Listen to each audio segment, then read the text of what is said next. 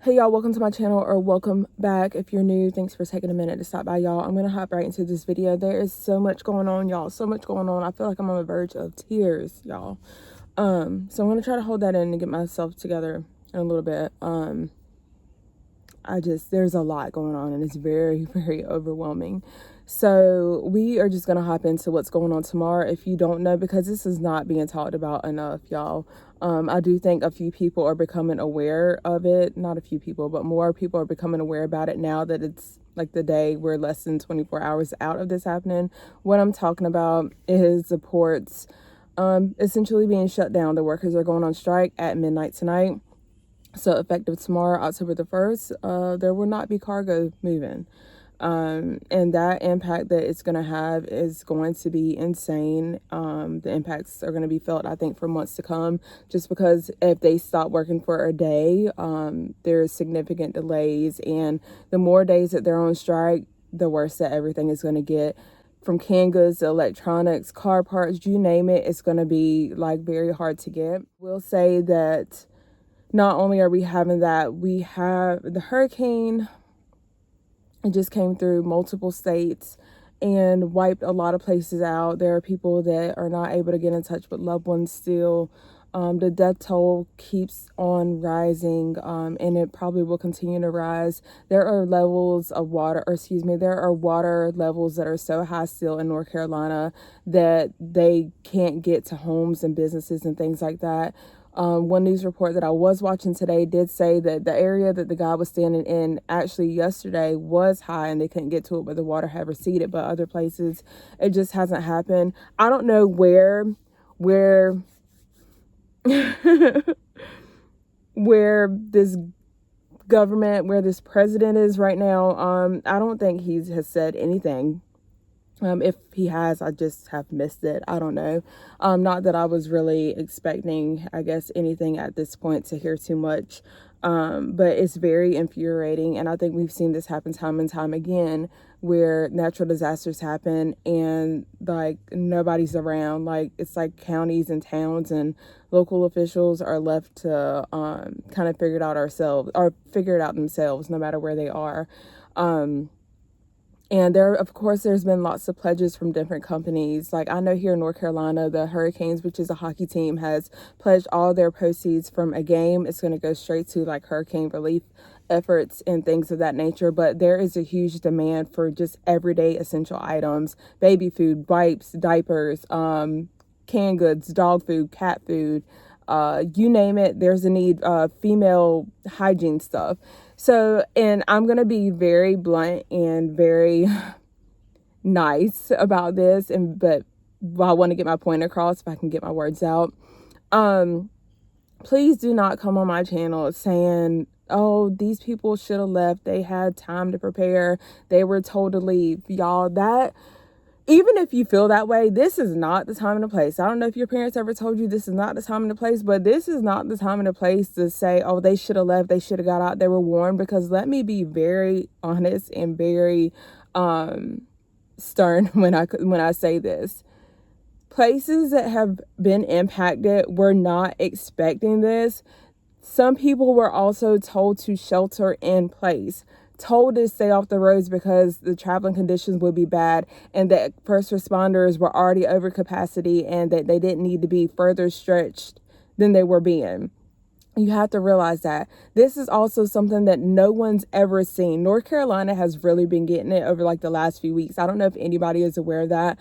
Our East Coast got a lot of rain, like over 20 inches in Carolina Beach alone. So they just had massive flooding that happened. And that was just from just heavy rain and the system that was moving through, I want to say maybe 3 weeks ago. So the weather that we're seeing is not the norm, y'all. Y'all have to realize that. Like there's cloud seeding done. There's a lot of modifications, and God only knows what else they're doing with the weather, food. They're manipulating everything. They're manipulating our food, but it comes to the weather as well. So these storms that are happening, they're just out of this world. I mean, this is inland North Carolina that got hit. Inland towns and counties that have been hit.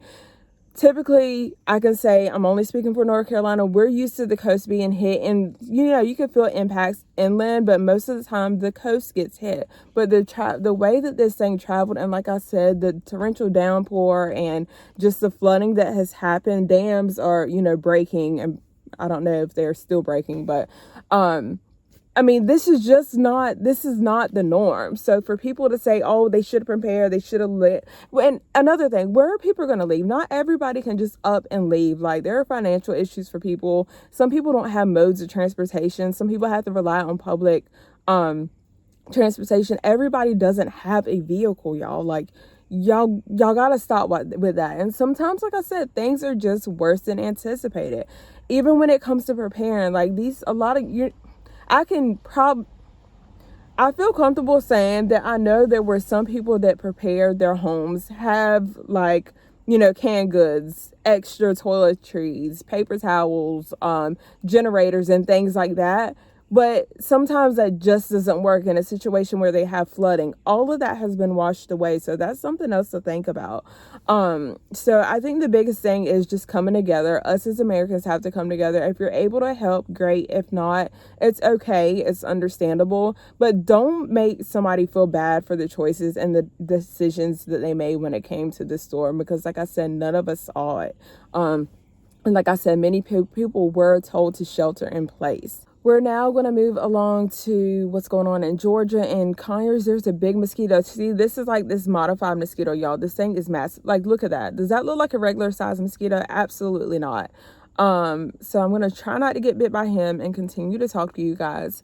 In Conyers, Georgia, this chemical plant that has this chlorine is now being pushed out into what they're thinking is the Atlanta area. Of course, like as of right now, Atlanta has not been tested, like the air quality has not been tested, but I think it's safe to say, especially being that Atlanta is right close to, I can't even remember what I said yesterday. I think there was like a 30-minute difference, or about 32-mile difference or something between Atlanta and Conyers. I think it's safe to say that whatever is happening in Conyers with, the air quality is now moving down to Atlanta. A lot of people are being forced to evacuate their homes, and the people that are staying in the area right now, they're advising people to not run their air conditioner in their homes or run anything in their home, just to not have everything from the outside come on the inside, not open your windows and everything. So I would also say this is probably now the time, if you have not already, make sure you have like certain kinds of masks. Research those masks, and not all masks are one and the same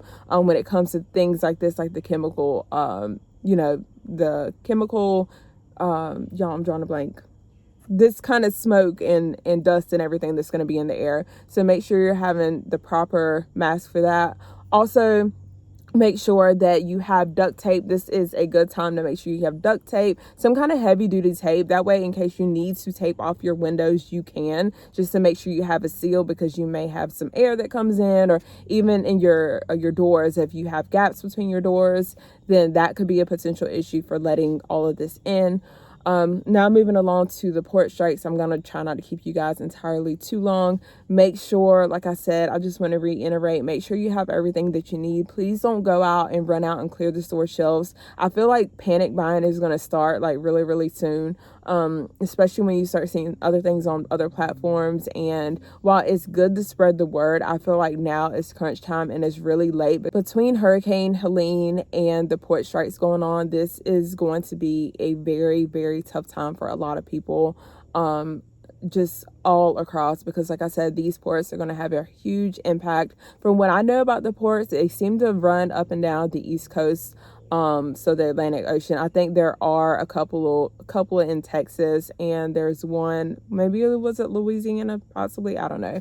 But this is going to have a huge impact, because a lot of supplies and everything are going to the people out in North Carolina. They're going to the people in South Carolina, Tennessee, Georgia, Florida. And then you have, just regular people that are seeing the impacts, or they're seeing what's going on with the ports, and they're going to run out as well. So this has a very big potential to be catastrophic across the board. So like I said, don't clear the store shelves, but if you need to get a few things at a time, and let's all just pray that everything works out for all of us, y'all. So I'm going to go ahead and end this video. You guys take care, stay safe, and I will see you guys in the next video.